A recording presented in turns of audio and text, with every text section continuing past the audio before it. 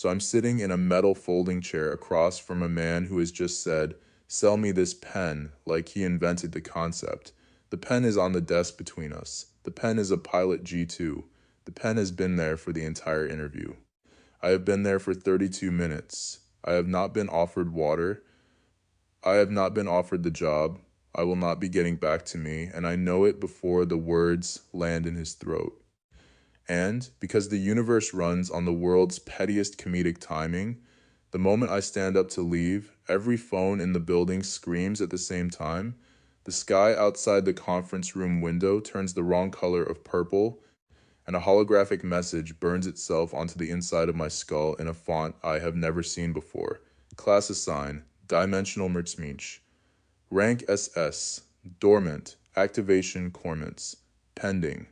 I am the highest rated salvation class human alive on Earth. I cannot fight. My cheat is locked behind a paywall I do not yet have access to. The sky is bleeding. I would still rather be here than in that interview. If this sounds like the kind of week you've also had, follow along. I have cataloged worse. Some of it is significantly funnier. You should be here for it. Hi, I'm August. Welcome to where I follow the Tao through the dumpster of every isekai I get yanked into so you don't have to. A few weeks ago, I went to bed in a normal apartment with a roof that worked and a job market that almost worked. I woke up the morning of the apocalypse to a calendar full of nothing, 5 interviews behind me, all of them ending in, "We'll get back to you," none of them planning to. The 5th one was for an entry-level accountant position. The interviewer asked me to sell him a pen. I told him, in good faith, that I couldn't sell him something he didn't need. I want you to understand the structural absurdity of what happened next. The system that descended on Earth from a tear in the sky took one look at me. 26 years old, 6 months unemployed, the platonic ideal of a human being who has been told to lower his expectations, and assigned me to its highest tier merchant class, Triple S. The kind of rank you find on starting protagonists in cultivation novels with 1,600 chapters and a billion view count. Then it told me, in the same breath, that the system was dormant and the activation requirements were pending. So I am, on paper, the most powerful sales-classed human alive in the entire newly integrated multiverse. In practice, I have a passive F-rank skill called Streetwise, the upper body strength of a man who has eaten primarily Cup Noodles for 2 financial quarters, and a tactical heads-up display that exists specifically to tell me which puddles are slippery, and which fire escapes will fall on me if I climb them. That is the cheat. That is the whole cheat. I am not making this up. Other people in this apocalypse have gotten S-rank combat skills. Other people have woken up able to summon flame swords and crack pavement with their elbows.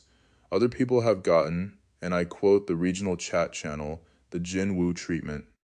The underdog to godhood arc where you get visibly stronger every chapter and the audience watches your numbers go up. I got told to sell things harder. I've started keeping count of one specific thing because I noticed I was doing it without thinking. Sales made under threat of death. Closed transactions where the buyer's hand was either on a weapon or could become a weapon faster than I could finish the receipt. Right now, where this story starts, the count is at 0.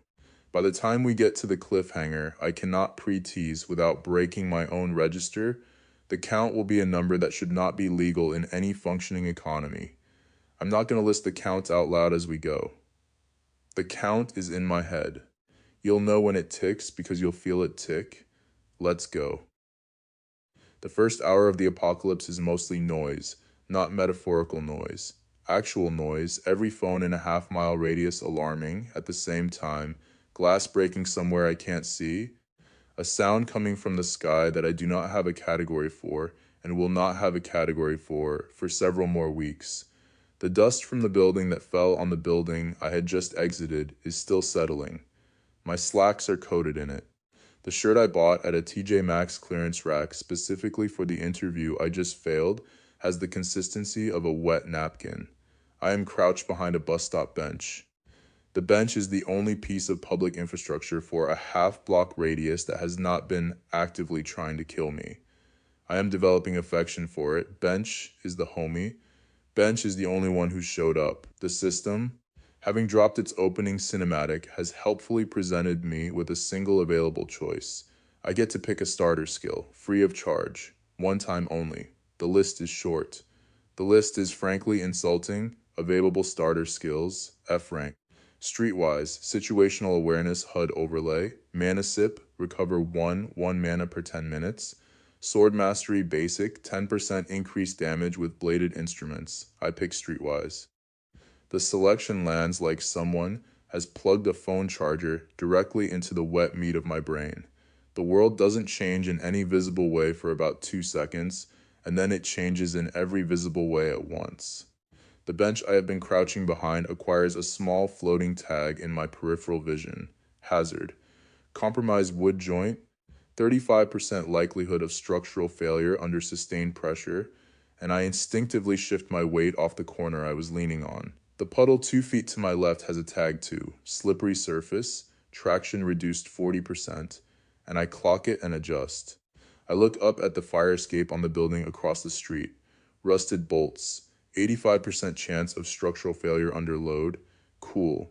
We'll not be using that fire escape. We'll use the one 10 feet over with the cleaner welds. The cleaner welds have their own tag. Reinforced 2019, 92% load tolerance. I love the cleaner welds. I'm going to marry the cleaner welds. The HUD is, I want you to understand, garbage. It is the lowest tier skill in the lowest tier rank. I picked it because the other two options were regenerate enough mana to make a single Pop-Tart over the course of a workday, and be slightly worse than expected with a sword I do not own. Streetwise is the F-rank equivalent of getting handed a clipboard and a high-vis vest in the middle of a war zone. But, and this is the moment that will, several arcs later, look like the first domino of a working business model. Streetwise is the first piece of information I have ever received that the universe has intended for me. Specifically, to my eyes, to make my problem easier. The system, dormant or not, has just confirmed that I am a node in its accounting. I exist on its books. The accountant interview wishes it had been this affirming. I want you to clock this, because most progression fantasy MCs spend the first arc convinced they're broken until the cheat reveals itself in some thunderclap moment around chapter 12. I am not those guys. I clocked the upgrade in 3 minutes. The upgrade is bad. It is also real, and it is mine, and the math on what to do with a real but bad upgrade is fundamentally different from the math on waiting for a thunderclap. The math is, this is the only tool you have. Use the only tool you have. Find a problem the only tool you have can solve. Trade the solution for resources. Acquire enough resources to buy a better tool. Repeat until you have a better tool. That is the entire personality of every successful merchant in human history. The personality has been waiting for me. I emerge from behind bench, which I salute, and I begin the slow walk toward the city center. The city center is on fire. Not all of it, just enough of it. The fire department, who I want to be clear were heroes about it, are dealing with the bigger blazes. The smaller ones are going to be the personal responsibility of whoever the smaller ones happen to. There are people in the streets, most of them confused, some of them screaming, a small percentage of them already deciding that the apocalypse is the ground floor of a real estate opportunity, and they are looters now, immediately, before noon. Streetwise tags everyone I look at. Civilian, panic state, low threat. Civilian, panic state, medium threat, armed, kitchen knife. Civilian, looter conversion, carrying stolen goods, medium threat. Civilian, aware, calculating. High threat, concealed weapon. The high threat one is a man in his 30s standing in front of a smashed pharmacy window, eyes scanning the crowd the way an estate sale shopper scans tables. He has a small messenger bag. The messenger bag has a tag too. Medical supplies looted approx. 40 items. I file this. I do not approach. I walk 3 blocks before the system pings me again. This time it's not a class screen. It's a sales prompt, new listing detected in area. Healing potion, minor, quali 1, crank bitter none. A holographic vial materializes in the air above a man who is sitting on a curb, bleeding lightly from the ear. He is staring at the vial. The vial is glowing in his perception. The same color as the system menus I have been seeing. He cannot interact with it. He doesn't know what it is. The system is trying to broker a sale between him and someone, anyone, and the only person on the entire street with a merchant class is me. I walk over. I crouch down in front of him. Streetwise tags him, civilian, injured, compliance probability high. The tag is, I am beginning to realize, kind of insulting to civilians, but I'm not going to argue with the only voice in this apocalypse who has been pleasant to me. I tell the man, in my interview voice, calm, moderately friendly, no upsell, that I can see the vial. I tell him I can broker the transaction. I tell him I would consider it a personal favor if he'd let me. He cries. He says thank you. He says he doesn't have money. I say gently that we live in an apocalypse now, and money is going to mean a different thing in a week, so we shouldn't worry about it. I say I'll trade him the potion for whatever's in his pockets, the watch, the wallet, the little keychain, chain pen. I won't take the wedding ring. I'm not Cobra yet. We haven't met Cobra yet. He gives me the watch and the keychain pen. I trigger the merchant interface. A spatial rift that opens in the air between us, a vertical slice of the world that contains a system instead of a wall, and I broker the transaction. The vial arrives in my hand. I hand it to him. He drinks it. The bleeding stops within 20 seconds. Transaction complete. Plus 12 credits. 12 credits. The first credits I have ever earned. I do not know what credits buy. I do not know what the conversion rate is. I do not know if 12 is a good 12 or a bad 12. The man on the curb is still crying, but a different cry now. He hugs me. I let him. I hug him back, briefly, professionally, the way you hug a coworker at a leaving party. Supportive but explicit about the boundary. Then I stand up, dust myself off, and look around. There are 8 other people within visual range who are bleeding lightly. There are 6 other people who look like they have items the system might want to broker. There is one woman whose phone has melted into her hand, and the system is generously labeling the situation as dimensional anomaly. Repairs available for purchase. I get to work. By the time the sun reaches the bad position in the sky, Streetwise tags it, UV index currently inverted, skin burn risk elevated. I have brokered 11 transactions. 11, most of them small, most of them under 20 credits each. One of them is a 100 credit haul because the woman with the melted phone had a wedding band she was willing to part with, and the dimensional repair the system offered was tier 2, which means the system fee was steeper. I have made approximately 300 credits. I do not know yet that 300 credits is enough to live on for 2 weeks in this apocalypse. I do not know yet that the highest bidder noblewoman on the next street over is about to pay me 2,000 credits for a single bottle of something she has not even seen yet. I do not know any of this. I know that my feet hurt. I know that my interview shoes have been wet for 6 hours. I know that the bench is a half-mile away and I miss it. I want to land here for a second, fellow travelers, because the texture of this hour is the texture I will return to over and over in the next year of this story. The cheat the system gave me is not a power. It is a function. The system needs middlemen. The system has built itself in this multiverse on the fact that there are buyers and sellers in every dimension, and most of them cannot see each other. And the people who can see both sides of the transaction get to take a cut. I am the cut taker. That is my class. That is the cosmic role I have been assigned. I am not going to gain raw strength for a long, long time. What I will gain, what is already accruing, transaction by transaction, watch by watch, and keychain by keychain, is the only resource that compounds harder than strength does. Standing in the middle of every fight that buys and sells, the man on the curb who hugged me is going to live. The woman with the melted phone is going to text her sister tonight. The system fees on those transactions stayed in my account because I stood between 2 parties who needed each other and could not see each other. I'm not strong. I'm useful. In an apocalypse, useful pays better than strong. Useful also gets you noticed by the kind of people who can kill you. But that's a chapter 4 problem. I find a stairwell, sit down, eat half a granola bar from someone's abandoned tote, and check my balance, account balance. 312 credits. I close my interface. I lean my head back against the concrete. The sky is still the wrong color. I am also not the right color. I am a color called Guy who has been at a job interview for 9 hours and an apocalypse for 3. But I am, definitively, 312 credits richer than I was at sunrise. I salute the bench. In my head, one more time, bench was the homie.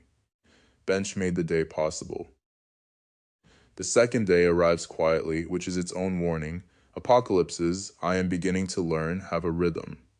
The first day is the screaming day. The second day is the figuring out what's still working day. By the second sunrise, the people who were going to die in the initial collapse have already died, and the people who were going to find shelter have already found shelter, and the city, what's left of it, settles into a new equilibrium in which the streets are simultaneously emptier and more dangerous, because every person you do see now is a person who survived day one with intention. I am operating, by my second sunrise, out of a stairwell on the 17th floor of a half-collapsed condo building in the old financial district. The condo's owners did not survive. I can tell because their fridge is full and their photos are still on the wall. I am not stealing. The system has very explicitly tagged the place as unclaimed real asset, eligible for squatter tenure. But I do feel a particular type of weight every time I open the cabinets. The wife liked Olive. The husband liked dark rum. They had a basset hound named Marigold, whose framed photo is on the credenza next to the wine fridge. I have not removed Marigold's photo. This will become relevant in 8 months when I find out, through a very specific channel, that Marigold made it. I will not be in a position to do anything about it, but I will know. For now, morning 2. I am alive.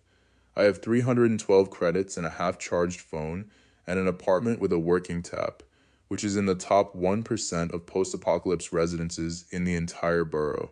Streetwise tags my own bathroom, mold risk low, plumbing pre-2017, stable, beautiful.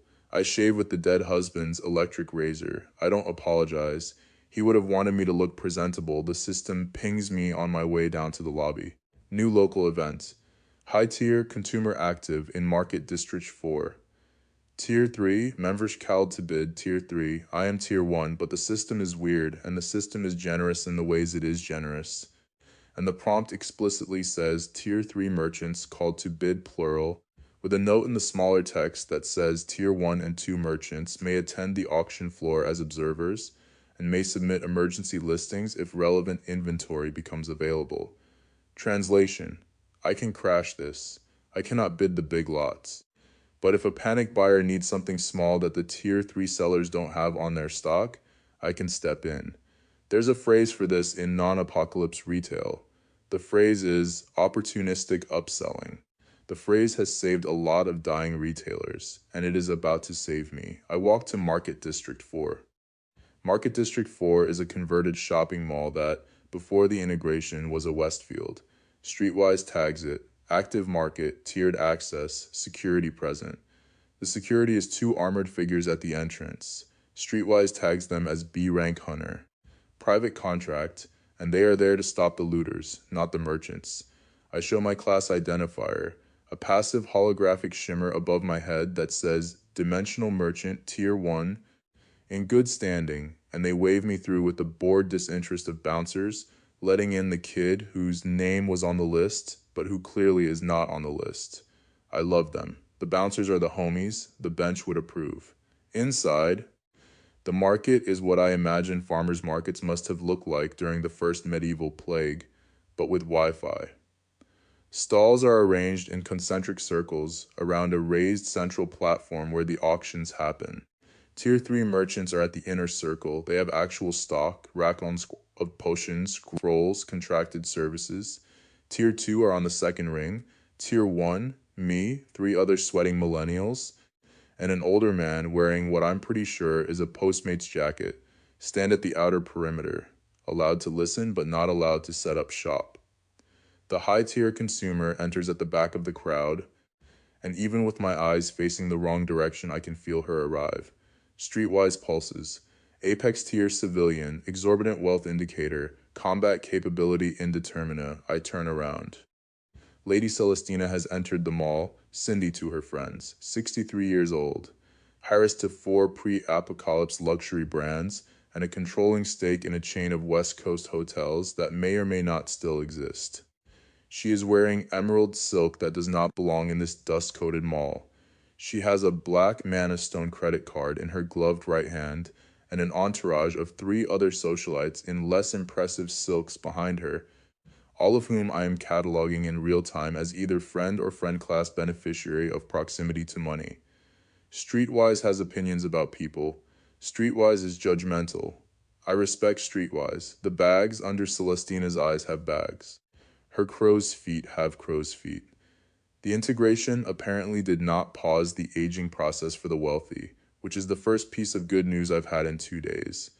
She is here for one specific item that I cannot see yet, because the auction has not opened, but the entire Tier 3 ring is vibrating in their stalls, trying to figure out who has it and how to fast track to the front.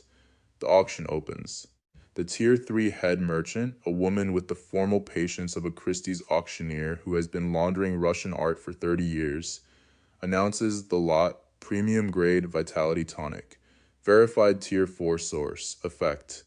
Visible reverse aging by 8-12 years on a single dose. Quantity, 2 the room exhales. Celestina does not move. Celestina is too rich to move. Celestina has staff for moving. One of her socialite friends, friend class beneficiary, 340K pre-apocalypse net worth, bidding authority limited, raises a discreet hand. The bidding opens at 500 credits. It is at 1200 within 4 exchanges. It is at 1500 when the Tier 3 lead seller closes the lot at 1500, and Celestina, watching with the bored eye of a woman who attends Sotheby's because Tuesday is a Sotheby's day, nods at her socialite. The vials are handed over. One is consumed on the spot. Celestina drinks the second herself. The reverse aging takes, on her, about 90 seconds. Her crow's feet recede first, then her cheekbones rise back into the position they held in the photos that hang in her foundation's gala invitations. Her hair lightens not because the color changes, but because the tension that was making it limp is suddenly gone. Her posture corrects. The bags under her eyes vanish on the 3rd breath. She is 40. She is also, I notice with the relentless honesty of Streetwise, not satisfied. Streetwise tags her customer state, post-purchase comparison phase, open to upsell. Cindy looks at her socialite.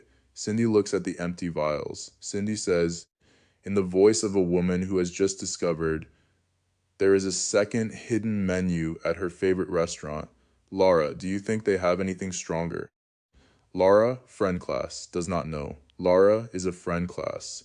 Laura's authority extends to bidding sub 2,000 on consumables, and not to brokering the existential question of whether the merchant tier has a better tonic than the one Cindy just drank. The Tier 3 sellers do not have a better tonic. I can see this in their faces. They have that tonic, which they regarded as the apex offering, and they are now realizing in the rapid recalibration phase of the post-purchase comparison that they do not have an upgrade path for the customer they were just dazzled to have. This is the moment, eyes Tier 1, bench grade. Postmates jacket adjacent. Raise my hand from the back of the room. The bouncers turn to look at me. The Tier 3 sellers turn to look at me with active hostility. Streetwise tags 4 of them simultaneously. Hostile intent, verbal phase imminent. I do not care. I have in my system inventory exactly 1 item that I purchased at sunrise from a Tier 4 dimensional dealer who needed liquidity faster than he needed inventory. I bought it for 210 credits because I frankly could not figure out what it was, and Streetwise had only said anomalous consumable, effect unknown, probable Tier 4 origin, which I, as a man who just earned 100 credits in a wedding band, interpreted as probably worth more than I'm paying. The item is a small opalescent vial that Streetwise has, in the meantime, finally finished cataloging. Item, Vitality Tonic Apex Grade. Effect, visible reverse aging by 16-24 years on a single dose. Side effect, temporary luminescence of the skin, 45-60 minutes. Quantity 1, 16 to 24 years. I clear my throat. I tell the room, calmly, My interview voice, no upsell, that I am tier 1, that I have one item available for emergency listing, and that I would like to file the listing with the auction floor for the ladies' review. I am, in my own head, quaking. On the outside, I am the Postmates jacket guy who has decided his moment is now. The tier 3 lead seller asks me, with the cold professional courtesy of a woman who is preparing to crush my entire trade existence, what tier the item is. I tell her, Apex. The room goes absolutely still. Cindy turns around for the first time. Cindy, who 2 minutes ago was 40, is now staring at me with the focused interest of a woman who has just been told that the menu has in fact a hidden tier, and the hidden tier is being held by a guy in a jacket she would not let her assistant be seen in. Her socialite Laura blinks. Cindy says, in a voice that is not loud but that the entire room hears, "Bring it forward." I bring it forward. The tier 3 seller examines it. Streetwise tags her examination, verifying authenticity, probability of fraud assessment in progress. She finds nothing wrong because there is nothing wrong, because the man at Sunrise who sold it to me did not know what he had. She nods with significant reluctance and announces the lot. The bidding opens at 1,800 credits. It does not stay there. Cindy raises her gloved hand, 2,000. Laura raises hers, 2,500 for sport. A tier 3 seller in the front row, who I now realize must have a wealthy private client for whom they are bidding by proxy, raises a hand, 3,000. The room ripples. Cindy, who I am beginning to understand is a woman who has never lost a bid in her life, raises her gloved hand a final time, 5,000. The tier 3 seller flinches. The tier 3 seller's wealthy private client is not in the room. The tier 3 seller does not have authority to go higher without confirmation. The tier 3 seller stands down. Cindy gets the vial. I get 5,000 credits. 5,000 credits is the kind of money that, in this market, you can use to buy a small prefab safe house on the edge of the old financial district. I take the credits. I bow politely. I tell Cindy that her glow-up is approximately 90 seconds out and that the effect will last around 12 to 18 months, and she should sleep early tonight to lock the marrow change. She nods at me with the imperceptible warmth of a woman who is reclassifying me, in her mental ledger, from Postmates jacket stranger to asset maintain contact channel. She gives me her socialite's number. Laura is to be my point of contact for future inventory. I take Laura's number. I leave the mall. The tier 3 seller's hostile colleague, Streetwise's active threat, leaves the mall 90 seconds after me. He follows me 4 blocks. He turns off when I duck through the lobby of an active police precinct because Streetwise tags the precinct as defensive position, sightlines excellent, non-hostile witnesses 11. I sit on the steps of the precinct. I check my balance. Account balance. 5,427 credits. I want to mark this beat, fellow travelers, because this is the moment the merchant cheat clicks into place for me, not in some grand revelation. In the quiet exhale on the steps of a precinct, with the sun in the wrong position over my left shoulder, and a system balance that says I made, across 2 days, 5,427 credits, by being the only person in 2 rooms who could see what each side wanted and cared enough to broker it. The cheat is not the rank. SSS-rank is dormant. SSS-rank is a credential I cannot even unlock. The cheat is the function. The function is, I am useful in rooms where the strong people cannot see what is happening in front of them. The strong people see strength. The strong people see threats.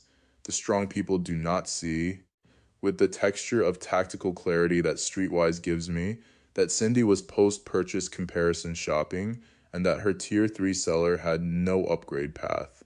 That kind of seeing has been my baseline since my first job in retail. Streetwise just, finally, gave me the tactical readout to make it visible to a system. I'm not a fighter. I'm not going to be a fighter. The story of this cheat is not the story of August getting strong. It is the story of August being the only person in every room who understands the shape of the trade and learning the hard way what people are willing to do to take that role away from him. Cobra is going to want to take that role away from me first. He's about a month out. We'll get there. For now, I have 5,000 credits, a half-collapsed condo with a working tap, and a contact in the highest socialite tier in the city. I salute the precinct steps. Precinct steps are the new bench. The glow-up is happening to Cindy somewhere on the west side as we speak. So now I have a problem that goes by the name of visibility. 5,000 credits in this market, in this city, on day 3 of an apocalypse, is the kind of haul that gets you on a list. Several lists. The tier 3 sellers I crashed are on one list together, and they have, as a guild, opinions about a tier 1 merchant who walked in and took 5,000 credits off the floor in the middle of a transaction they had professionally anchored. Their opinions are translating by the morning of day 3 into a quiet inquiry circulating through the dimensional registry about my class tier records and my legal name and where I sleep. Cindy is on a different list, the much shorter list of high net worth post-apocalypse buyers who have a direct contact channel to a merchant outside the formal tier system. Cindy is, I am realizing, going to start referring me. Cindy has friends. The friends have wallets. The friends have not yet found their preferred apocalypse personal shopper. Cindy is currently running a casual diligence check on me and will, within 7 days, be sending me my first referral call.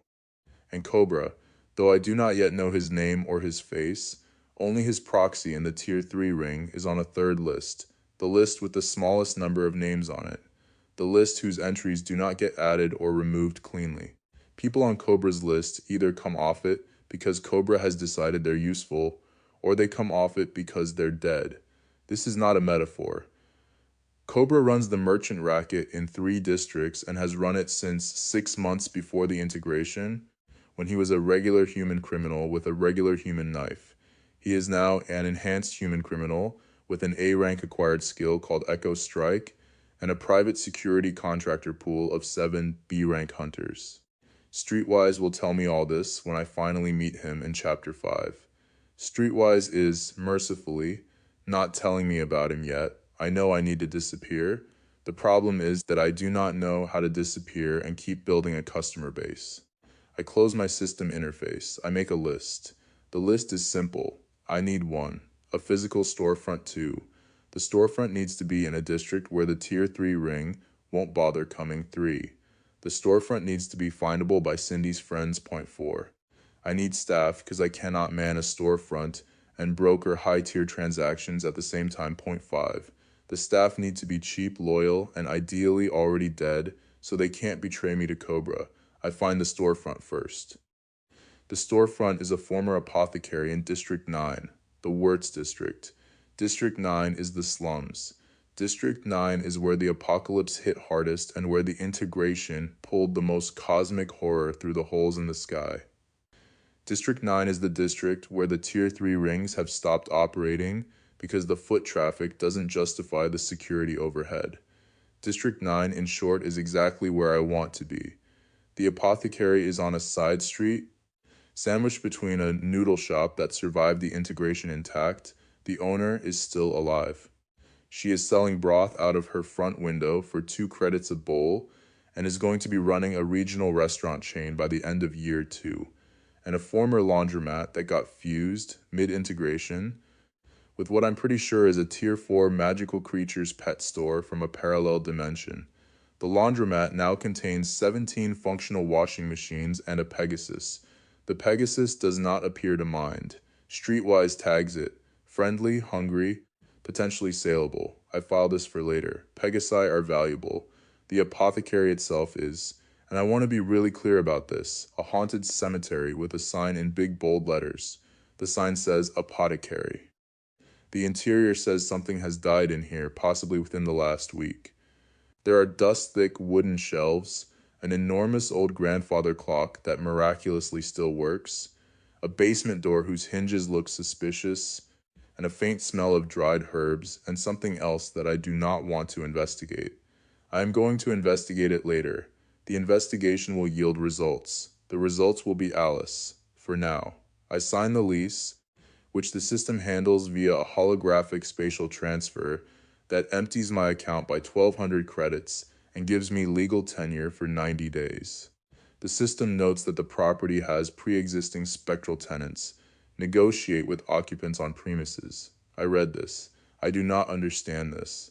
I will understand it within 90 minutes. I clean for an hour. I sweep the floor. I rearrange the wooden shelves into a configuration that looks slightly more like a working store. I find behind the counter a small handwritten ledger that lists the previous owner's last 6 months of sales. The previous owner was a woman named Augusta. Yes, awkward, the names are not related, but the universe has a sense of humor. And she sold low-grade healing potions to the slum residents until, the ledger indicates, she stopped showing up around 6 months ago. I do not know what happened to Augusta. I am not going to investigate. The apartment upstairs is empty. That is enough for me. Chris arrives that afternoon. Chris is, and I have been holding this introduction back because I did not want to spend it on a character I had not yet earned. My best friend from before the apocalypse. Chris and I have known each other since junior college. Chris is a beautiful man. Chris is 6'3". Chris has a thick, well-groomed beard he has been maintaining since 2019 with a level of discipline that no other part of his life has received. Chris, on the morning of the apocalypse, was at his entry-level data entry job where he had just been promoted to Senior Associate of Data Entry, which was the first promotion he had ever received and which lasted approximately 4 hours before the building got hit. Chris's class, assigned by the integration alongside everyone else's, is Bulwark. Tier C, he's a meat shield. He has slightly above average physical durability and a passive defensive aura that reduces incoming damage by 8% within a 3-foot radius. Chris's class is, and I want him to read this part in the script later because I want him to know I love him, exactly the class he would have wanted. He has wanted to be a meat shield for his friends since he was 12 years old. The integration looked at his soul and gave him exactly the soul class he had been pretending to have at every party for 15 years. Chris finds me at the Apothecary the same afternoon I signed the lease. Because Chris has Streetwise's social network equivalent, Loyal, his soul's loyalty stat is allegedly capped. The system has confirmed this, and the system has told him, somehow, where I am. He walks in. He looks around. He says in his exact, unmistakable cadence, "Brother, this is a haunted cemetery with a sign in big, bold letters." I tell him I know. I tell him the cemetery is going to be a business. I tell him I need a partner. I tell him the rent is 1,200 credits I have already paid, and the equity split is whatever feels right because we've never done a contract in our lives. Chris hugs me. Chris says yes.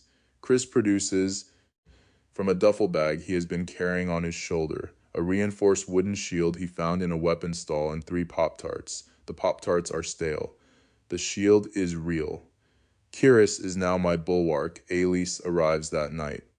The arrival is, for a story that is otherwise running in the post-collapse retail Nor register, slightly horror-coded.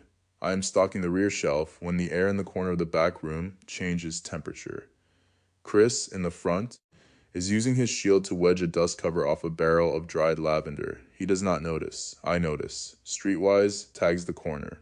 Spectral tenant, sentient confirmed, hostility indeterminate, negotiate before disturbing. I turn around. There is a girl in the corner. She is 16, maybe 17, by the cheekbones. She is approximately translucent. She is wearing a black Victorian-style dress that looks newer than her face suggests it should. She is, and I want you to feel the absurdity of this, holding a polished human skull. The skull is hers. The skull is of hers. The skull belongs to her. She is dusting it with a cloth. She looks up at me. She says, in a voice that is bored before I have even given her a reason to be bored, "You bought the Apothecary?" I tell her yes. She says, "The last one died down here in the basement."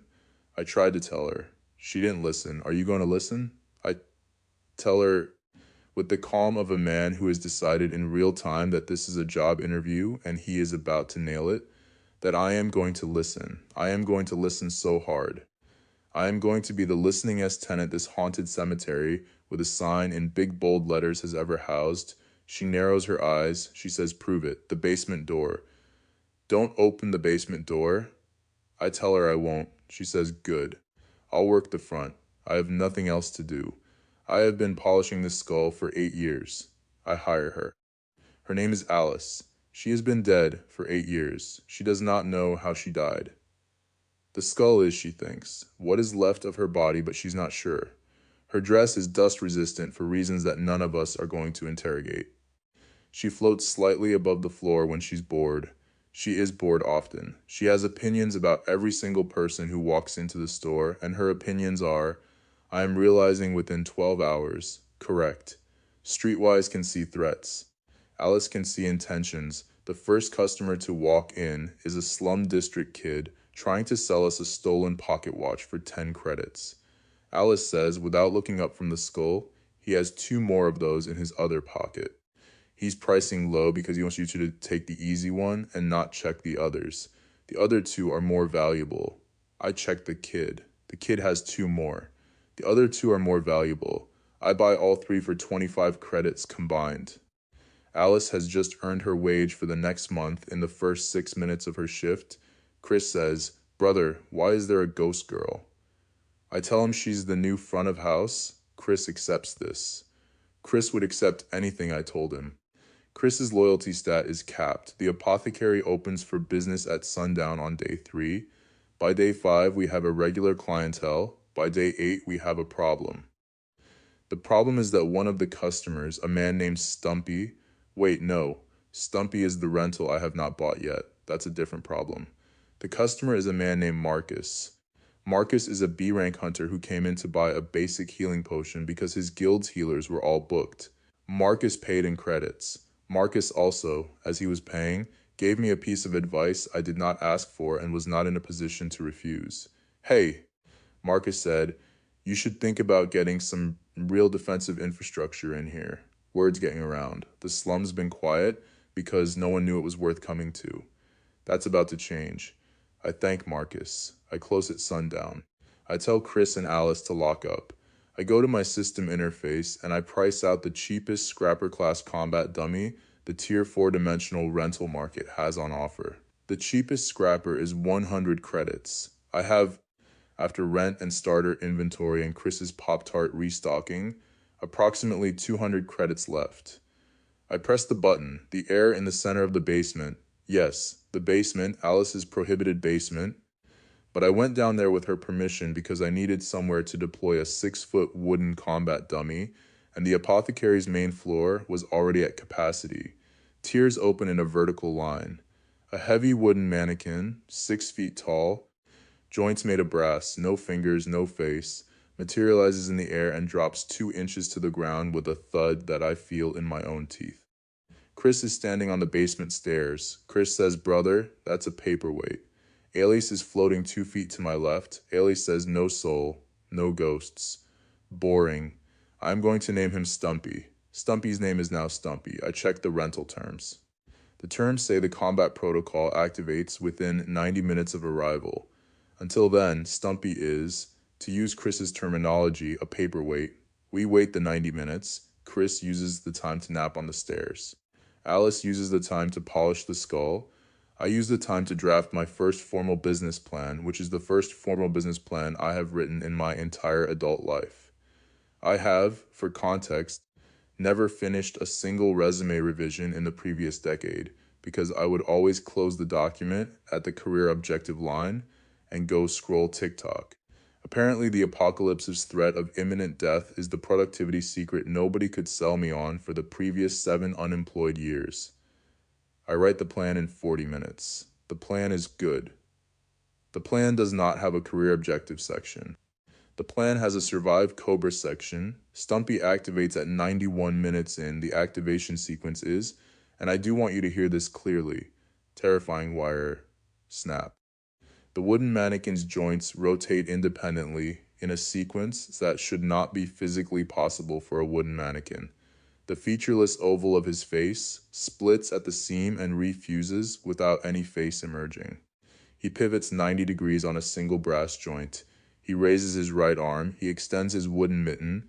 He scans the room being me, Chris asleep on the stairs, and a translucent ghost girl, and he categorizes us somehow In the absence of any visible eyes, his arm lowers. He stands at attention. A single line of system text appears in my peripheral vision. Combat protocol active. Threat analysis complete. Defensive configuration. Apothecary basement tier 1. Stumpy is on duty. I want to pause here, fellow travelers, because the moment Stumpy activates is the moment I realize the cheat I've been given is bigger than I thought. Not in raw power, in infrastructure. Streetwise gives me the readout on individual transactions. The merchant class gives me the rift to broker them. The credit balance gives me capital. But the rental market, the part of the system I have not yet thought through, gives me access to physical infrastructure that I am not biologically ever going to be able to build myself. I cannot fight. I will never be able to fight. My body has eaten primarily ramen for 18 consecutive months. The ramen body is not going to suddenly become a hunter body just because the apocalypse asked nicely. But I can rent. I can rent a scrapper. I can rent a Pegasus. I can rent, eventually when my credit balance is high enough and the right contracts are unlocked, a security team, a defensive grid, a scrying network, an emergency portal subscription. The system has built itself an entire infrastructure as a service marketplace, and I, the highest tier merchant on the planet whose own cheat is dormant, can shop on that marketplace. The cheat is not me. The cheat is what I can summon. That is the unlock. That is the entire thesis of this show as it is going to play out over the next year of my life. Strong people in this apocalypse are going to win fights. I am going to win infrastructure. The two arcs do not look the same. The two arcs do not feel the same. But, and I will only know this because the post-tutorial reveal is going to slap us all in Chapter 6. Only one of those arcs scales. Chris wakes up on the stairs. Chris looks at Stumpy. Chris says, I love him. Alice does not look up from the skull. Alice says he has no soul. He'll do. The apothecary now has on staff a bulwark, a ghost, and a wooden bouncer. The slum starts whispering about us by morning. The whispers are not whispers I want. 3 weeks into the apothecary's operation, the front door opens at 11:14 on a Tuesday morning, and a teenage girl walks in like the apocalypse was a personal favor she did not ask for. Streetwise pulses immediately and aggressively. The pulse is the kind of pulse that triggers when the system cannot, with confidence, finish its categorization within the standard half-second analysis window. I have only ever seen this pulse twice before. Once on Cindy. Once on a bowl of soup at the noodle shop next door that turned out to have a tier 3 enhancement bound into the broth that the owner did not know about. I am now seeing it on a 16-year-old girl in cargo pants and a fitted black tank top. She has shoulder-length dark wavy hair, a single piercing in her left ear, the lazy posture of someone who has decided that the room is going to be approximately as interesting as her phone, and her phone is somewhere in another district. Her boots have been aggressively scuffed in a pattern that suggests they have walked through actual combat in the last 48 hours. The boots are good boots. Streetwise tags them. Reinforced soles, hunter grade, custom order, origin. Blaze Industries, private fitting, Blaze Industries. I have heard the name. Cindy mentioned it once. Blaze Industries is the personal arms and armor brand of the city's S-rank hunter, who is a man named, yes, exactly Blaze. Blaze is 6'4", in his late 30s, has run the city's hunter elite for 8 years, has executed 3 rogue merchants personally on the public record, and is the kind of man whose name is whispered in this market the way old money names get whispered in the lobby of a Park Avenue co-op board. The girl's boots are custom from his private fitting. The girl's boots are family tier. The girl is family. She walks up to the counter. She leans an elbow on the wood. She looks at Alice, who is on her usual perch, polishing the skull, and Alice, for the first time since I have known her, stops polishing. The teenage girl says in a raspy voice that is half the energy of a teenager and half the energy of someone who has been shot at this week, I heard you sell potions. I tell her we sell potions. She says, I'm gonna need something stronger than what your competitors are pushing. I tell her we have a small selection of combat grade tonics. Not Apex grade, but solidly tier 3, and I would be happy to walk her through them. She does not want to be walked through them. She wants, and she states this with the cadence of a person who has read every cultivation novel I have read and has chosen today to enact one, to test one, live on herself. Right now, I tell her this is not a thing we do. She tells me calmly that she will pay me upfront for the test, that she will sign a liability release, and I want you to feel the casual menace of this. She has called her uncle to come pick up the receipt. Her uncle is on the way. Her uncle is, and Streetwise is now spinning at full overload. Blaze. I sell her the Iron Skin Tonic. I do not, under any circumstances, want to sell her the Iron Skin Tonic. The Iron Skin Tonic is Tier 3. I priced at 300 credits, and the activation is visible. It is not a quiet tonic. The skin of the user takes on a faint metallic sheen for approximately 90 seconds, during which time the user can absorb a kinetic impact that would normally pulverize bone.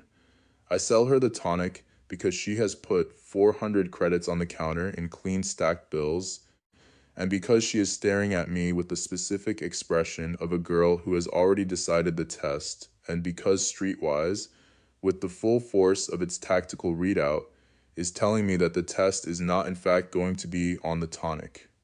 The test is going to be on me. She is testing whether I am full of shit. This is the only thing she came in here to test. I take the credits. I hand her the vial. She uncorks it. She drinks it in 3 large gulps. Her skin shimmers. The metallic sheen rolls across her in a wave from the throat outward, and then the apothecary's front door opens. Blaze walks in. Blaze is 6'4". Blaze has the chiseled jawline of a recruitment poster. Blaze is wearing reinforced shoulder armor over tactical clothing, and his right hand is resting on the grip of a sidearm I cannot see clearly because Streetwise is too overloaded to give me a clean readout. The thumbnail Streetwise does give me is S-rank hunter, active combat authorization, threat level categorically above sensor range. Blaze's eyes scan the room. His eyes lock on the teenage girl. Blaze says, in a voice that is quiet and that hits the room like a heavy coat dropped on a wet floor. Kiara. Didn't I specifically tell you to stay home? Kiara, whose name is now Kiara, because that is what her uncle called her, and you do not correct an S-rank hunter, gives Blaze a lazy 2-finger salute from her elbow on my counter. Blaze takes a step into the apothecary. The floor of the apothecary, which is 130-year-old original wood, creaks. Blaze continues. I do not have time for this nonsense, Kiara. The regional army is deploying to the outer perimeter of District 9. The gate is going to tear open. You're coming with me. Right now, Kiara reaches into the deep pocket of her cargo pants. Kiara says, in a voice that is, and I want this to land in audio specifically, completely devoid of the sugary sweetness she had used on the phone. Uncle, I didn't call you here for a rescue. I am employed, and I work here now. Blaze stops. He looks at the apothecary. He looks at the dilapidated wooden shelves. He looks at the ghost girl floating a foot off the floor in the corner. He looks finally at me, Blaze's face does, and I am Streetwise tagging this in real time. A thing. The thing is the precise inverse of a smile. It is the face of a man whose niece, his S-rank protected niece, has chosen, on her own initiative, to apprentice herself to a Tier 1 merchant in a haunted apothecary in District 9. And his face is processing this. His face is processing this poorly. Kiara holds up the empty iron skin vial. Kiara says, and this little venture of mine is going to really help your guild survive the week. Blaze does not take it. Blaze says, I do not have time for this nonsense. The gate is opening. We are on the verge of a localized apocalypse, and you are playing shopkeeper in the slums. Kiara sighs. Kiara says, fine. You want a live demo? She moves. I do not have time to react. I am Streetwise's reaction. Streetwise is my reaction. Streetwise is a passive F-rank skill. Kiara, by the time Streetwise has processed the threat profile, has already reached across the counter, ripped the sidearm out of Blaze's holster. Blaze, the S-rank hunter, is so unprepared for the move that he does not stop her, stepped back, aimed the barrel directly down at her left thigh, and pulled the trigger. Bon Kiara does not flinch. The iron skin tonic absorbs the bullet at point-blank range. The bullet, which left the muzzle of Blaze's S-rank enhanced sidearm, with enough kinetic force to pulverize the femur of a mid-tier monster, pancakes against the metallic sheen of Tathai and falls onto my floorboards. There is no blood. There is a faint scorch mark on her cargo pants. Kiara hands Blaze his sidearm back, butt first. With the casual courtesy of a teenager handing back a loaner pen, Kiara says, Iron Skin Tonic, 300, credits. Tier 3, 90-second window. Your guild is going through a gate this week. Your healers are going to be saturated. Your medics are going to be triaged out. Your front line absorbs hits for 90 seconds, and you don't have to use a healer slot. You buy 100 of these from August. You distribute them to your front line. You save 8 hunters' lives in the first wave. She turns to me. Kiara says, I'm employed here. I want to be honest about this on the record. Cannot speak.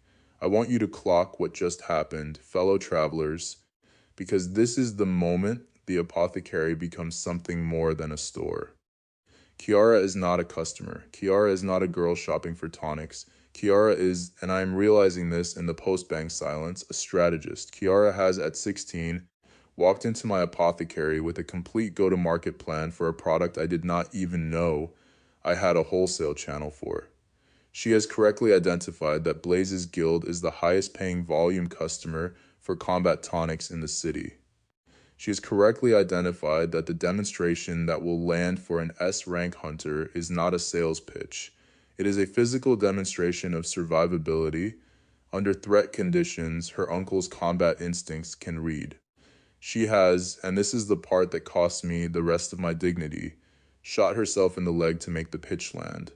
She did it because she clocked, in the 4 minutes before her uncle arrived, that I was running a 5,000 credit balance retail operation out of a haunted basement in the worst district of the city, and that I was exactly the kind of merchant her uncle's guild needed to wholesale from, and that the only way to close the deal in real time was to make her uncle watch the product work on his own niece. She is 16. She is making me look like an amateur. She is also, I realize with the slow horror of a man who has just been recruited rather than recruiter, correct.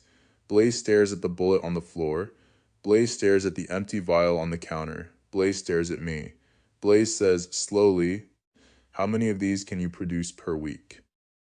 I tell him, and I am inventing this number in real time because Kiara is staring at me with the expression of a girl who already knows the number, that I can produce 40 per week. 40 per week is twice my actual current production capacity. Kiara nods almost imperceptibly. She approves of 40 per week. 40 per week is apparently what she has already calculated would close the deal. Blaze says, I'll take 150 in the first month. Standing order. We'll renegotiate volume after the first gate. He produces a payment chit. He transfers, directly, no negotiation, 45,000 credits to my account. He turns to leave. He stops at the door. He turns back to Kiara. He says, in a voice that is quieter than the rest of the conversation, you shot yourself. Kiara says, I tested the product. Uncle Blaze says, I will be picking you up at sundown. We are going to discuss this. Kiara says, sure. Blaze leaves. The apothecary's door closes behind him. The dust on the shelves resettles. Streetwise, finally, comes back online with a faintly apologetic readout. Apologies, prior threat profile exceeded sensor capacity. System restored. Kiara hops onto the counter. Kiara picks up the bullet from the floor. Kiara puts the bullet in her pocket. Kiara says she's keeping it as a souvenir. I tell her she is hired. She tells me she knows. She tells me she also wants, and this is the negotiation I did not see coming, equity, not salary, not commission, equity. She wants 2.5% of the apothecary's net revenue, vesting over 12 months with a 4-month cliff. I am being negotiated with by a 16-year-old who has rehearsed this. I sign the deal. She has, by the close of business on the day she walked in, converted the apothecary from a 1-man plus ghost plus meat shield operation into a 2-man plus ghost plus meat shield plus strategist operation with a 45,000 credit war chest, a wholesale contract with the city's S-rank guild, and a 16-year-old equity partner whose only formal qualification is a bullet she shot at her own leg. Alis is, in the corner, finally polishing the skull again. Ayla says without looking up. I like her. She has a soul, Kiara grins. Stumpy upstairs stands down. The apothecary is now, and this is the moment we cross a threshold that I am not going to be able to undo. A real business. Cobra is going to come knocking in 11 days. We have 11 days to ready the basement. Cobra arrives on a Tuesday because Cobras prefer Tuesdays. I do not know why this is true, and I am not going to investigate. He arrives at the apothecary's front door with two of his B-rank security in tow. Streetwise tags them. Echo Strike initiates. Tier 2, combat authorization active, and he comes inside without knocking. He is wearing an expensive black tailored suit with no tie. His neck and forearms are covered in coiling cobra tattoos that move in low light in a way that I'm pretty sure is technically a Tier 2 magical effect. He is 40, he is well groomed, he is streetwise, tagged in 3 different colors at once. A rank combat capability, Echo Strike Mastery, Underworld affiliation confirmed, hostile intent probability 100%. The 100% number is a number I have not seen Streetwise produce before. Streetwise hedges, Streetwise rounds down. Streetwise has never given me a flat 100% on intent before. Cobra is here because he heard about Blaze. Cobra greets us pleasantly. Cobra is very pleasant. Cobra has the pleasant register of every gangster who has ever been the subject of a Netflix prestige drama. And let me say specifically, the Ozark register, that specific Bateman cadence, where every sentence sounds like a real estate negotiation, but is actually a kidnapping. Cobra is good at his job. Cobra has been doing this since 6 months before the integration. Cobra owns the dimensional merchant racket in 3 districts, and he is here to inform me that I am in his 4th. He congratulates me on the Blaze deal.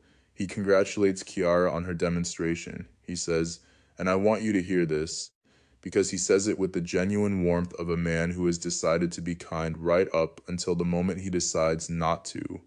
That bullet was a beautiful sales pitch, sweetheart. I watched the security camera footage 3 times. Kiara does not blink. Kiara says thank you. Cobra turns to me. Cobra says, I'd like to talk business.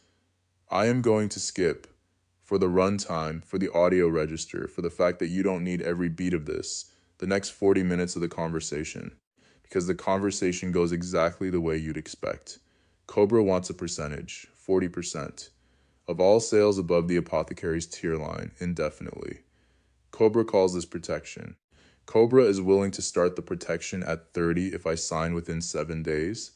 Cobra is willing to walk away from the negotiation entirely if I prefer to handle my own protection.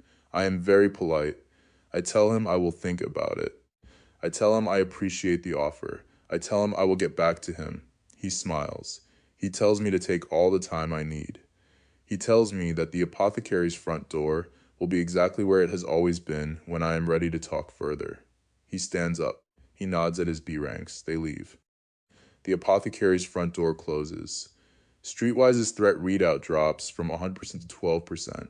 Streetwise has never given me 100% before, and I am realizing, slowly, in the silence, that the 100% was not because Cobra was going to attack today. The 100% was because Cobra had already decided to attack, regardless of what I said in the meeting. The meeting was a courtesy. Cobra is coming back, and the next time he comes back, the math is not going to favor us. Kiara says, we have 11 days. I ask her how she landed on 11 days. She says, that's how long it'll take Cobra to mobilize his B ranks for a coordinated assault. He has to pull them off other contracts. He has to brief them. He has to scout the apothecary. The scouts will be the first thing we see, probably day 6 or 7. The assault will be day 11 or 12. We have 11 days to make the apothecary harder to take than it's worth. Chris says, brother, can we afford to make it harder? I check my balance. After Blaze's 45,000, after the rest of the wholesale contracts that have followed Blaze, after the slum district regulars who have been paying steady, my balance, on the day Cobra walks into the apothecary, is 112,000 credits. We can afford it. We spend the next 11 days spending it. By day 10, the apothecary is less an apothecary and more a trap. The Stumpy cousins are on rotation through the basement. The scrying ward is humming on the back wall. The spatial trap is armed. Kiara has, in the meantime, drafted an evacuation plan that will route Chris and Alice and me out through the Pegasus laundromat next door if the assault overwhelms our defenses. The Pegasus has agreed to participate. The Pegasus is being paid in hay, which is Chris's idea, and the Pegasus loves Chris Day 11 arrives. The scout shows up at 3:14 a.m. Streetwise wakes me up.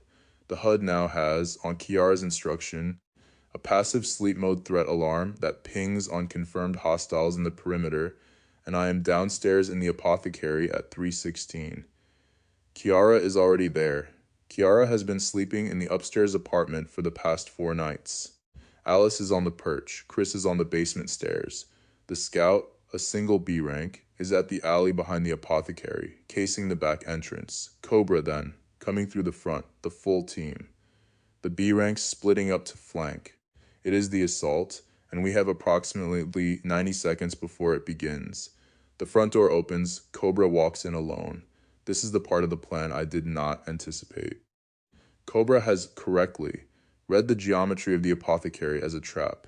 Cobra has decided to negotiate, in person, one final time before sending in his crew. Cobra is leveraging his A-rank Echo Strike, which he could deploy at any moment, and which would kill me before I finish a sentence, as the silent threat in the room. Cobra wants a deal. The deal he wants is the deal he proposed 11 days ago. I am going to be honest about the math here, because the show is honest about the math. The math, in the moment Cobra walks in, is, I have a basement full of combat dummies and a scrying ward and a spatial trap and a 16-year-old strategist and a ghost girl and a bulwark. And the entire stack against an A rank with Echo Strike is approximately a 40% survival probability. Streetwise gives me the readout. Streetwise is being honest with me, and Streetwise has my best interests at heart, 40%. Cobra's offer is 30% of revenue. 30% in exchange for 100% survival probability, 40% survival in exchange for 100% of my revenue. The math, on paper, says take the deal. I do not take the deal. I tell Cobra no. I tell Cobra I will take my chances. Cobra smiles. Cobra is credit where due, not surprised. Cobra has been doing this since 6 months before the integration, and he has heard no approximately 40 times before. And most of those 40 have ended with him taking the entire revenue stream and not just 30%. Cobra says, that's fine, August. Cobra has my name. I do not know how Cobra has my name. I will find out 3 weeks from now that Cindy's socialite Lara was leaking to Cobra's fixer for a fee. I will deal with that later. Cobra raises his right hand. Echo Strike is a 5-syllable spell. Cobra is 2 syllables and when the basement floor erupts. The randomized location of my choice is a basement 2 blocks east. The basement of an abandoned warehouse. The warehouse is, and this is the part of the spatial trap I did not advertise to Kiara, because Kiara would have asked questions, the territory of a Tier 4 entity I rented 8 days ago for 40,000 credits, with a single instruction. Defend this location from any hostile that enters it. The entity is a shadow beast. I cannot see what happens next. I can hear it. Cobra is dead. I know this because Streetwise's threat readout for him drops from 100% to null. Subject deceased. The 2 B ranks at the back of the Apothecary, who heard the spatial trap fire from inside the building, pause. They do not finish the assault. Their boss has, through a basement floor they cannot see, vanished into a dimensional rift they do not have access to. They wait 60 seconds. They consult with each other. They withdraw. The assault is over. The Shadow Beast, per its rental contract, returns after the kill to its summoning circle. The summoning circle is in my basement. The Shadow Beast, which I have not seen, only heard, materializes in my basement at 3:47 a.m. I have to be there to release it. I go down. The basement is dark. The Stumpy cousins are at attention. Alice is in the far corner. Chris is at the top of the stairs and is, for the first time since I have known him, visibly afraid. The Shadow Beast does not have a clear visual form. It is a mass of solidified darkness that extends from the basement ceiling to the basement floor, with 2 yellow eyes, and only the eyes are visible in the room. The rest is implied. It is a thing that is shaped, faintly, like a beast, but it is not a beast. It is a Tier 4 entity that has agreed, via a 40,000 credit rental contract, to defend a designated location. It has finished its job. It is waiting to be dismissed. I dismiss it.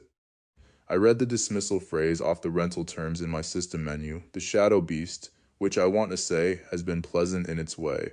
It has not, despite its appearance, threatened me, bows. The yellow eyes blink once. The mass of darkness collapses inward and vanishes.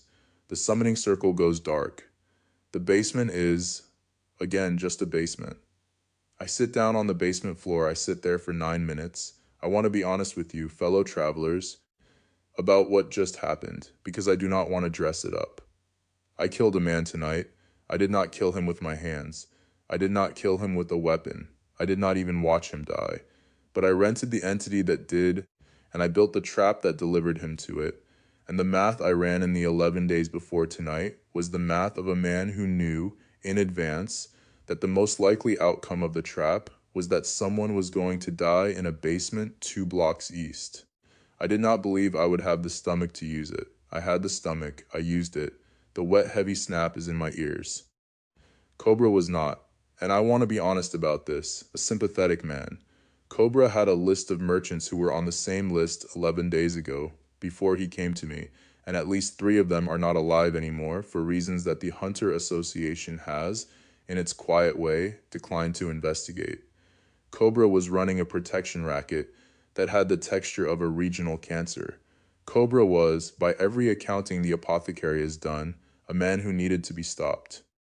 But, and this is the part of the story I am not going to skip past, I am not the universe's chosen instrument of justice. I am a Tier 1 merchant who could not get a Postmates job 9 months ago. I am 26. I have, in the last 11 days, spent 40,000 credits on a contract entity for the explicit purpose of murdering a man who showed up at my front door with a bad offer and a smile. Cobra had a daughter. I learned this 2 weeks after the kill, when his estate was being processed by the Hunter Association. The daughter is 12. She is going to grow up with a kind of complicated grief that the rest of the world does not have the language for, and I do not have the language for, and the Apothecary does not have the language for. I am going to send her, anonymously, 12,000 credits on each of her birthdays for the next 10 years. The Apothecary will never know who the disbursement is going to. Kiara will see the line item and will not ask.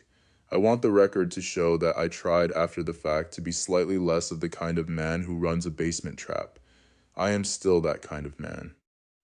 I am going to be that kind of man for at least the next year, because the next year is going to ask harder questions than this one did, and the answers are going to be worse.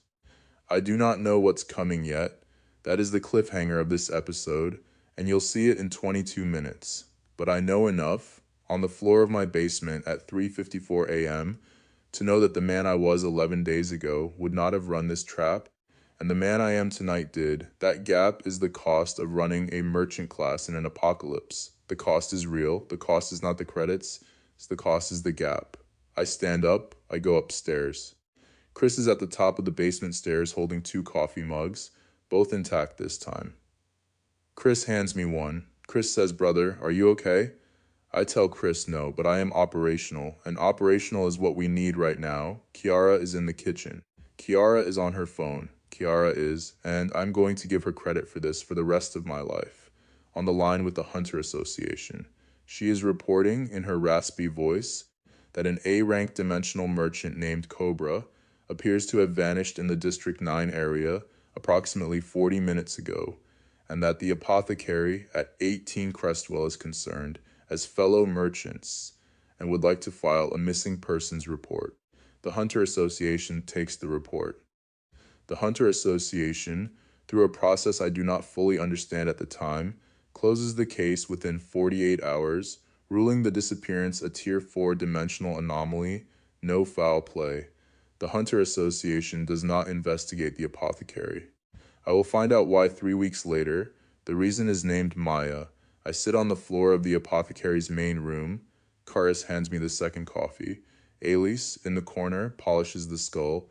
Kiara closes the call with the Hunter Association. Sunrise begins far away, where the sky has not yet been the right color since the integration. The Apothecary has survived its first major threat. It has done so by becoming the kind of operation it was not the morning Kiara walked in with a bullet in her cargo pants, the sales made under threat of death tally. And I am not going to read the count out loud, but it has gone up by one, the most expensive one we will ever count, and Kiara is going to write that line into the Apothecary's quarterly report exactly that way. It is going to follow the Apothecary for the rest of its operational life. The Apothecary is now a thing that has killed a man. The Apothecary is now a thing that I built, and I run, and I am responsible for. The Apothecary is now, by every meaningful metric, a real business. I miss Bench. 3 months pass. I am not going to narrate them in detail because the detail is not where the show lives.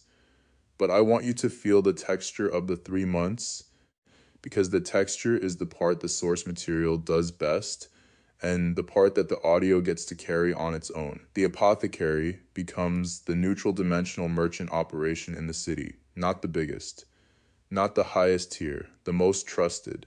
We do not undercut, we do not gouge, we do not fold to the next protection racket that walks in trying to fill Cobra's vacancy. We, and Kiara writes this into our standing terms, broker honestly, which in the post-integration economy is a competitive moat the size of a moon. 3 guilds wholesale through us by the end of month 1, 6 guilds by month 2. By month 3, Blaze's contract has been renegotiated to 1,000 units a month, and we are subletting our basement to tier 4 entities on the side because we have run out of physical storage. Chris journals every night. Chris's journal is, I have been given permission to reveal extraordinary. Chris is, it turns out, the prose stylist of the Apothecary. Chris has been describing every customer, every transaction, every Pegasus interaction in the cadence of a man who has been waiting his whole life to write a slice-of-life essay about working in a haunted apothecary in the worst district of a multiverse integrated city. The journal is 200 pages by the end of month 3. Kiara has been reading it. Kiara has, without asking Chris, forwarded one of his entries to the Regional Hunter Association Literary Club, which, yes, that exists, and the Literary Club has invited Chris to submit. Chris does not know yet. Chris is going to find out at his birthday in 2 weeks. The reveal is going to ruin him. He is going to cry in the Apothecary. Alice is going to hand him the skull. The skull will be in his lap when Kiara takes the photo I am going to keep on the Apothecary's mantelpiece for the rest of its operational life. Alice has stopped polishing the skull. She has not told us why. Kiara thinks Alice is, in some unmeasured way, beginning to remember her death. I do not pry. The skull sits on the perch with her, but the cloth has been put away. I think the cloth is in a drawer in the basement. I am not going to open the drawer. The basement has earned a permanent perimeter of personal restraint from me. I do not enter the basement after sundown. Kiara is, I want to be honest, the part of the Apothecary that has changed the most. Kiara is 16.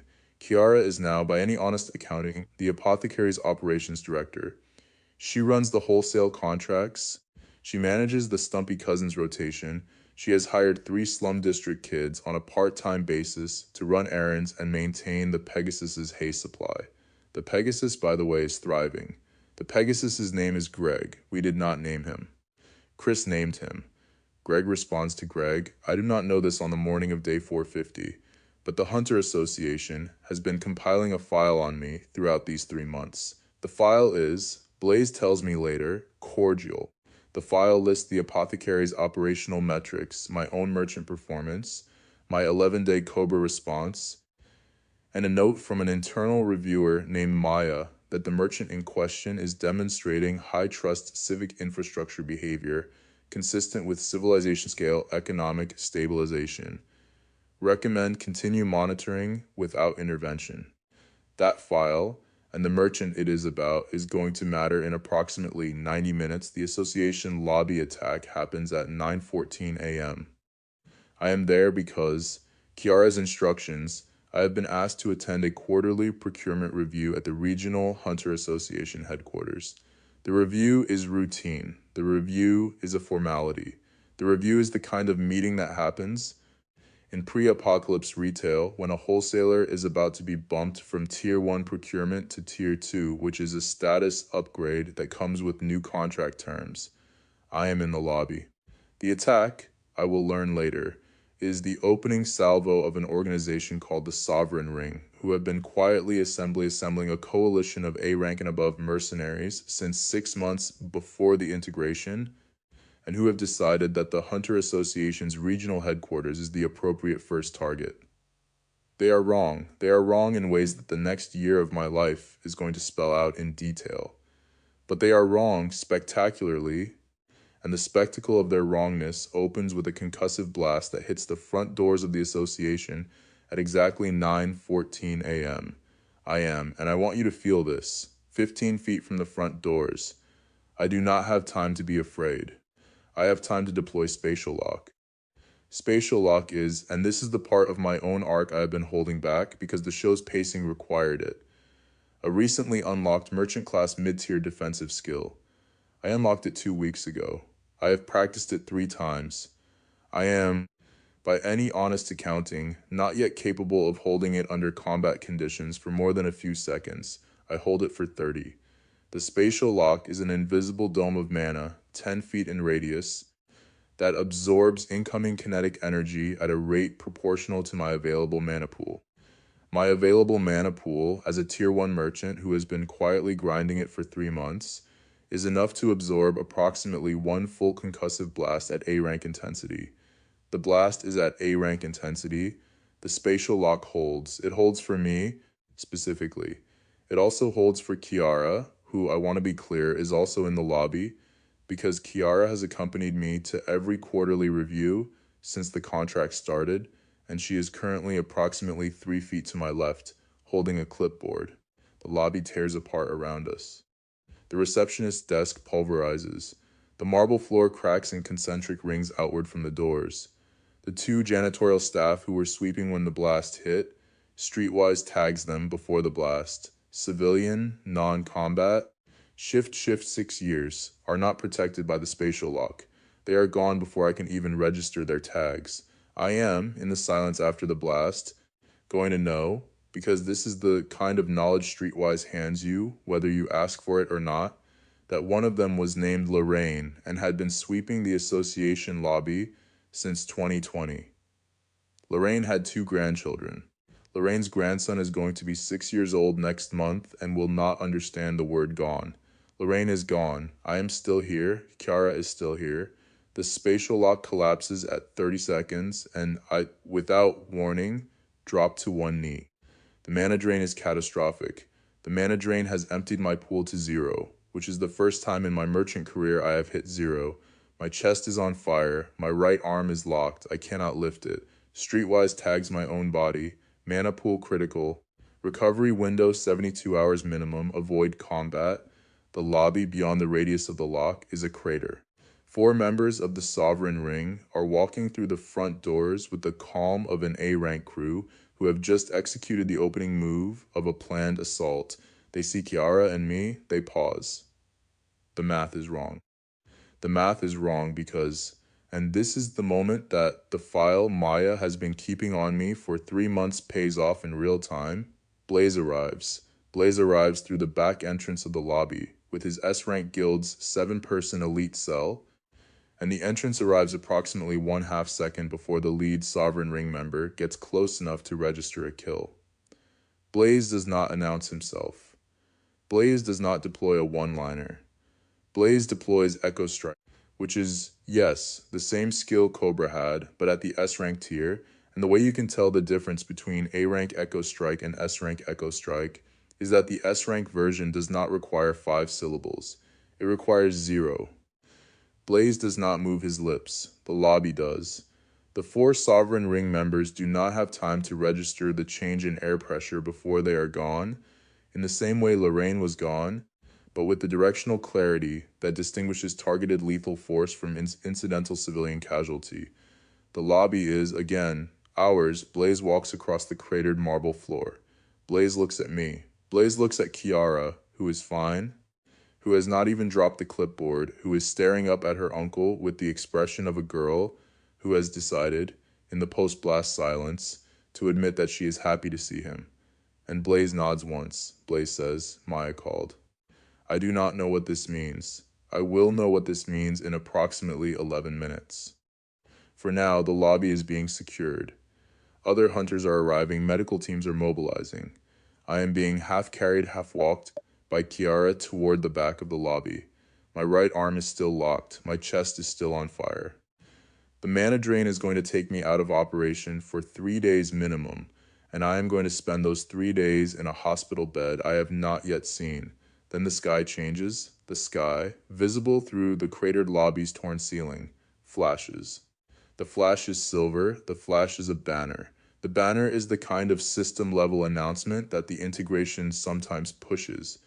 But it is not a local announcement. It is a global announcement, broadcast simultaneously across every functioning system interface on the planet, and it is being read in unison by every surviving system classed human within visual range. The banner says AP 450 days since Earth integration, Phase I, tutorial, concluding.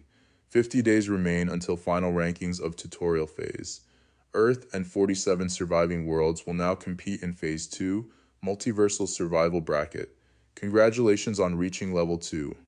The banner pulses once, the banner fades. I, kneeling on the cracked marble of the lobby, half supported by a 16-year-old with a mana pool registering 0, stare at the sky. The previous year was the tutorial. The 11 days I spent fortifying the Apothecary against Cobra were tutorial. The Shadow Beast contract, 40,000 credits, 1 wet snap in a basement 2 blocks east, was tutorial. Lorraine, who had 2 grandchildren and swept this lobby since 2020, was killed during tutorial. The thing that comes after, Phase 2, multiversal survival bracket, has not started yet. It starts in 50 days. Whatever the system has been doing for the last 450 days, it has been practice. The real part begins now. A black-suited man steps over the rubble of the association lobby's front entrance. He is wearing, and Streetwise pulses with one final readout before its sensor cap re-engages. Personal assistant, Tier 4 privileged civilian. Authority vector, Isabella Vance, a tailored suit and an earpiece. He is walking with the smooth precision of someone whose job is, on every working day, delivering people. He walks past Blaze. Blaze nods at him. The black-suited man, whose name is Levi, I will learn, bypasses the medical team that is heading toward me and stops directly in front of me and Kiara. Levi says, in the voice of a man who has rehearsed this delivery, Mr. August. Ms. Yuan, my principal would like to invite you to a private briefing. Transportation is waiting. Kiara, who has been holding me up for the last 5 minutes, stiffens. Kiara says, Levi, tell Isabella we'll think about it. Levi does not move. Levi says, Miss Yuan, the principal has indicated that the briefing is not optional, but is also not coercive. The transportation is luxury grade and medical equipped. You and Mr. August will both be afforded the dignity of seated comfort and full disclosure during transit. The principal asks only that you accept the ride. I look at Kiara. Kiara looks at me. Kiara, who has, throughout this episode, made every operationally correct decision the apothecary has needed her to make, nods.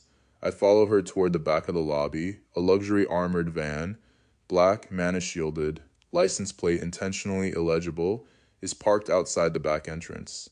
Levi opens the door. The interior is, as advertised, medical equipped. A reclining seat, an IV station, a small Tier 3 healing array in the cabin ceiling. I am laid down in the seat. The IV is connected. The Tier 3 array activates, and the fire in my chest, the mana drain, begins to recede, slowly, in increments my own body could not have produced on its own. The van pulls away from the association lobby. The cabin window darkens. Isabella is sitting across from me. She is in her early 40s. She has platinum blonde hair and a sharp bob. She is wearing a tailored black designer pantsuit. She is the calm, calculating elegance of a woman who runs everything. She smiles at me, faintly. She says, August. Welcome to Phase 2. The van keeps moving. Cut. So I'm in the back of a van. My mana pool is empty. My right arm is locked. Lorraine, who who swept the association lobby since 2020, is gone, and her grandson is 6 in 3 weeks. The apothecary is, as far as I know, intact. Chris and Alice are at the shop. Greg the Pegasus is, I assume, still being paid in hay. Kiara is sitting next to me with a clipboard. Isabella is across from me. The sky is silver. The next 450 days are the real game. The previous 450 days were practice. I do not know what Phase 2 is. I do not know what Isabella wants. I do not know what the 47 other worlds look like, or whether the multiversal survival bracket is a metaphor or a tournament or an extinction level event. I know my hand is crushed. I know the IV is helping. I know Kiara is humming, very faintly, because she does that when she's afraid and doesn't want anyone to notice. I'm alive. If the apothecary holds, I might actually get some sleep. We'll see what Isabella throws at me tomorrow. Out. August and the Slopped Out, Episode 03, Failing the Apocalypse. Days 1 to 450, first person, final tally. Sales made under threat of death, 47 confirmed. Pegasi on payroll, 1 Greg. Days in the tutorial, 450. Days remaining, 50.